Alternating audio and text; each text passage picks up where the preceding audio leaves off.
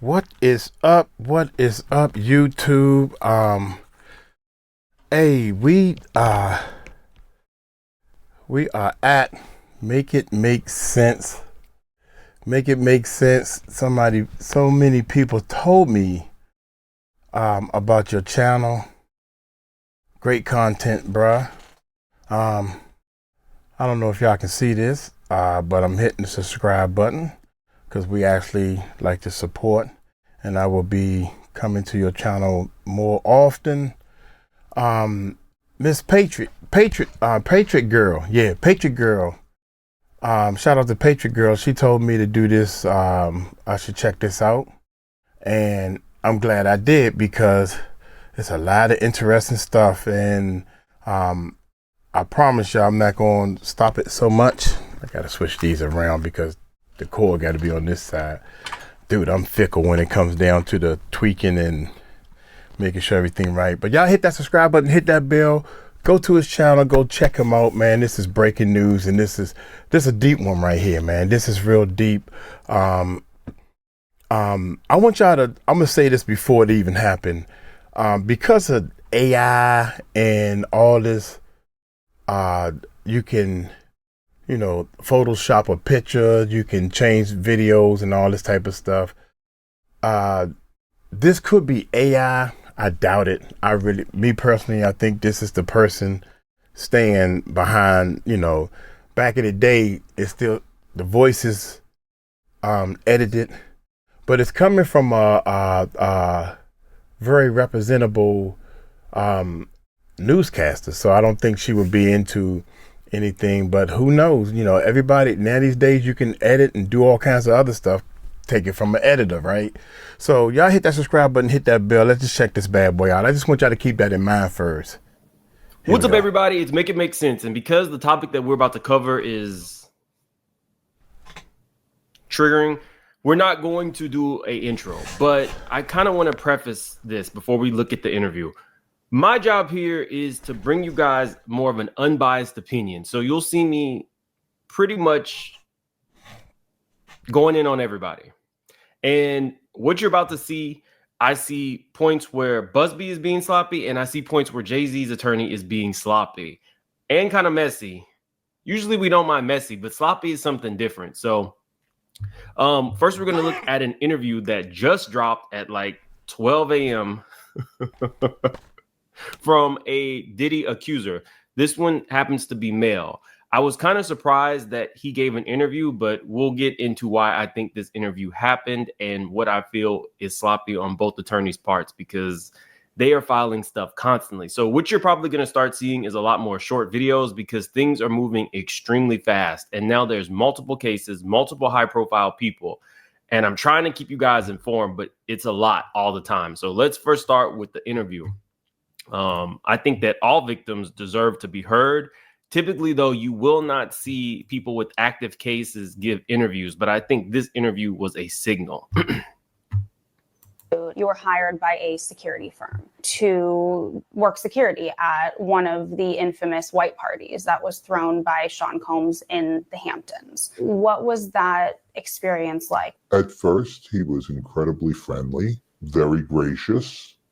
So you had a friendly chat, and then, according to your lawsuit, at some point later in the night, Sean Combs himself offered you a drink. This didn't come from staff or someone holding a tray of drinks. It came from him directly.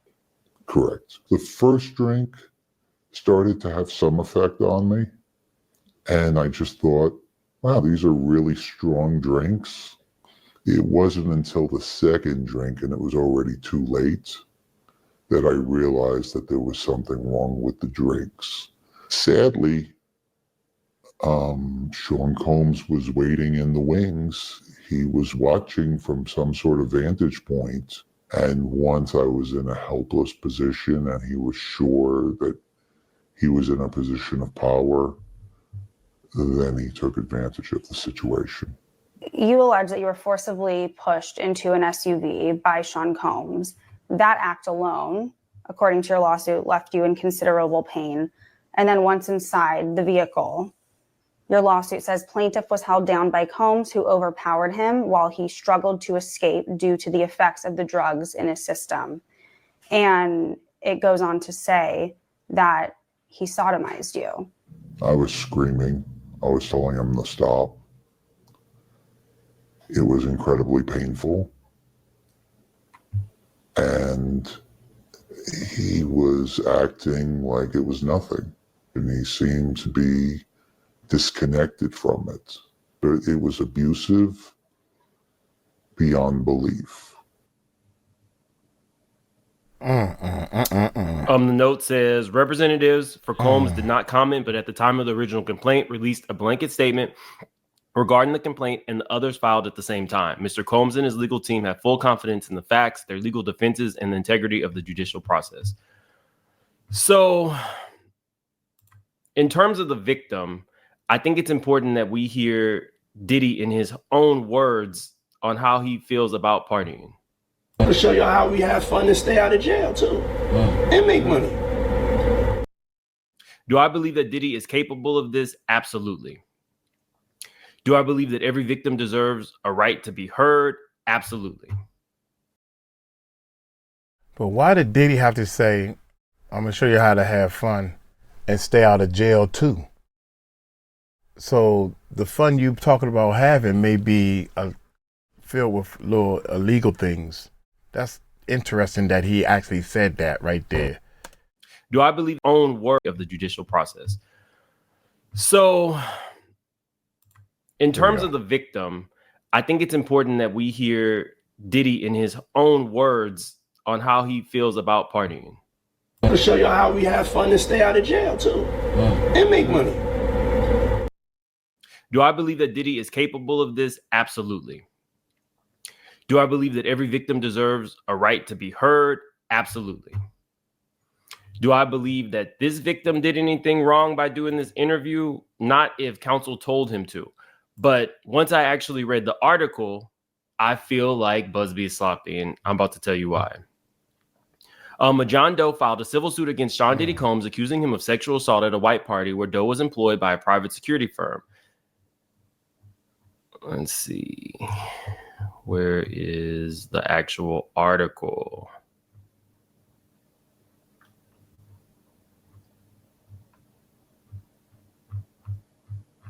Okay, I'm going to have to read it from here. Okay. Take your time, bro. This is important. Okay. So take your time. For some reason, on my laptop, it's not showing, but when you actually do it through your phone, it gives you an article attached as well. Let's see. Doe initially filed his complaint against Combs on October 14th, alleging that he was drugged and sodomized by the embattled music mogul at one of his infamous white parties nearly 2 decades ago. Let me see. Doe is the first civil accuser of Combs to publicly speak to the media in an interview. According to his lawsuit, Doe was employed by a private security firm in 2007 when was asked to work for Combs' white parties at the producer's estate in East Hampton, New York. There were a number of inconsistencies between the details shared by Doe in his interview with CNN and the original complaint filed in October. The original suit says the assault took place in 2006, not 2007, and that Doe had never been married. In 2006, Combs' white party was held in Saint-Tropez. In 2007, it was held in the Hamptons, which is where Doe's allegations take place. After CNN pointed out the discrepancies, Doe's attorneys filed an amended complaint with the court, changing those details and acknowledging mistakes were made in the rush to file. This is where I'm saying it's sloppy. Now, do I think for a victim that things might be fuzzy, dates, times? Yes, this was like nearly 20 years ago now. However, for the attorney, you have a whole team of people. And I want to say this, Busby is just the head. There are 3 other firms that are assisting in these cases. And with 150 cases, I'm sure they are or have employed an innumerable amount of other attorneys, and they've brought people in. Like, the list is crazy for the amount of attorneys. But this was one of the first cases filed. My question is, why was there such a rush? I can understand when Lil Rod filed, Cassie filed, the first victims. But now we're at a place where Diddy's in jail. you know that your I's need to be dotted and your T's need to be crossed. Why is there such a rush that you don't have a fact-finding team meticulously looking through each one of these to ensure that everything is factual? Because you're going to be going up against major law firms. I That's good points. Very good points. can't Very stress good this points. enough. Sean Carter shares an Wow. attorney with Elon Musk. Diddy's attorneys are extremely high profile. They're going to. My concern is for the victims. Just because somebody files a lawsuit does not mean that it will ever make it to court. These lawsuits at this point, most of them are pending. We don't know if a judge will say, okay, this lawsuit is credible enough, you're good to go. Let's set a trial date. We don't know that. So everything needs to be meticulous. And Busby is a very high profile firm as well. I can't imagine that he's not scanning over these with his private team to make sure that what they are putting forth is the most factual information. For, like I said, for, you know, a victim to be foggy on the year. Okay. For the attorney to have a whole press conference and put forth this as one of the first ones and it not be fact checked is sloppy. I don't know how else to say it. At this point, I'm talking to survivors and attorneys daily, and we go through both arguments. You kind of have to. One thing that people don't understand is it's not just a trial. These people, if it does make it, they're going to go through mock trials. They're going to have people pick people that are in their employ, pick apart everything that they're saying. That's just how it goes, because once you get on the stand, that's what they're going to do. So I went back and I looked at the amended complaints, and the only thing that changed in the amended complaints was the year. They didn't add anything. This one says 2006. The new complaint says 2007. They added no names, no additional details, just amended it for the year. Again, it's not a major mistake, but the way that Diddy's attorneys are nitpicking everything and the way that Jay-Z's attorneys are nitpicking everything, it could be something that they use. Like, okay, they're just throwing these frivolous lawsuits out. We got to kind of keep an eye open for that. Let me continue, because there was something else that I saw that I think you guys needed to hear. While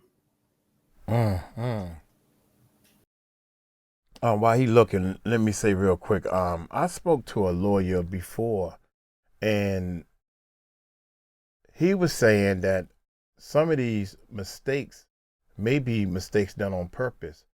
So the other side will say, aha, that's a lie, that's a mistake. And they focus on rebutting and telling everybody about that mistake where they missed the real point. So that's like a caveat they throw out there to say, well, we're going to say this on purpose. Something like that. And I thought that was interesting. I said, wow, nobody ever thought about that. Well, you lied, you made a mistake right here, but they probably done it on purpose so they can focus on that mistake. So when they get in court, Your Honor, he said this and everything. Yeah, okay, well, you got me on that one. But y'all spending all that time on this mistake. After the alleged like assault, he said he struggled to leave the party due to the effect of the alleged drugs in his system and the pain his body was in.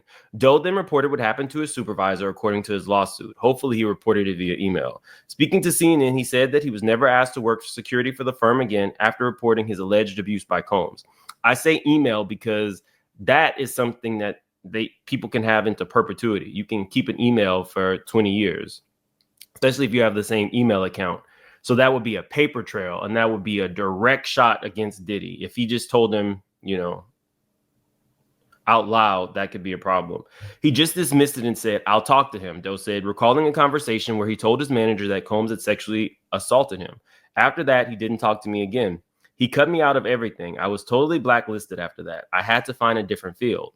Today, Doe no longer works as a security guard. His marriage is also ended as a result of the alleged abuse, he said, because of the trauma he endured that has negatively impacted his relationships. In his lawsuit, he said he has struggled with emotional pain and mental health issues in the years since. For the first time, Doe has revealed that a celebrity witnessed the alleged abuse. Without naming the famous person he recognized, there was one high-profile individual who saw what happened and found it amusing. Here we go. Now we know why he did this interview.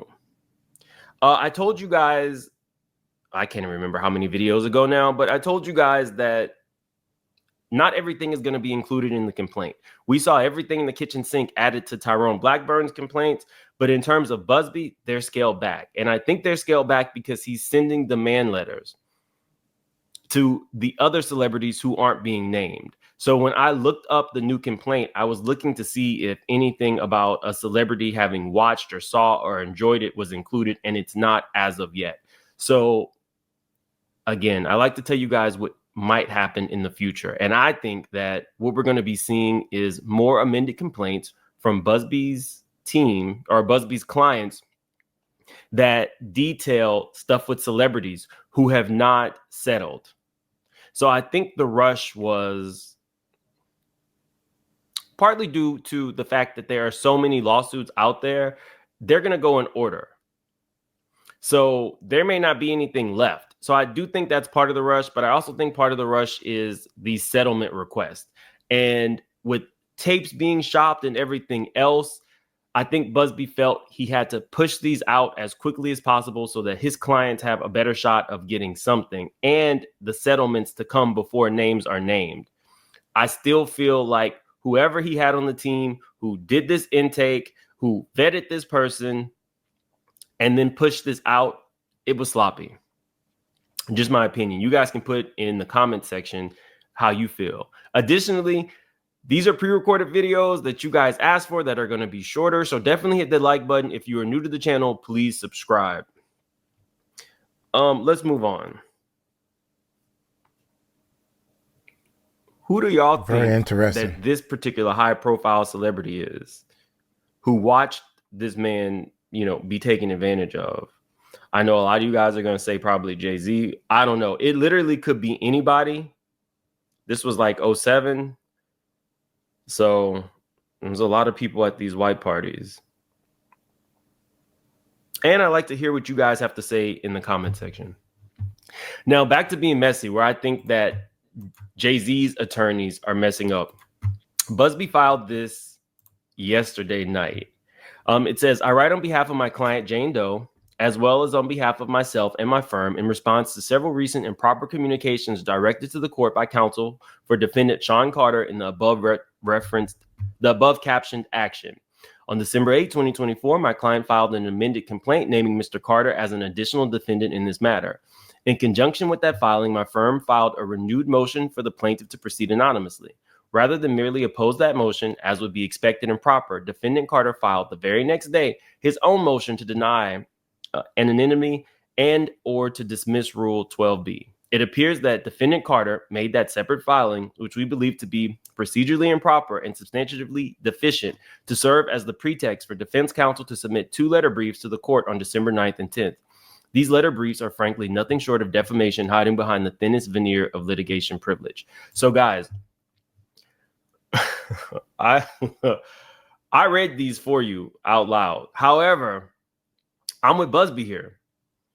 They are playing this out in the court of public opinion, and they are writing these responses for the public as opposed to doing it procedurally. Busby's calling it out. Shout out to Busby. Busby's going to have to be on his P's and Q's moving forward because Jay-Z's attorneys are not playing with him. It says, except for one sentence requesting an expedited hearing, the letter briefs have absolutely nothing to do with the only pending issue before the court, namely whether my client should be allowed to continue to proceed anonymously. The letters otherwise irrelevant contentions that the amended complaint's allegations are inflammatory and frivolous, as against counsel's plea that Mr. Carter is entirely innocent, are merely press releases dressed as legal filings. I told you guys that they're playing this out for us.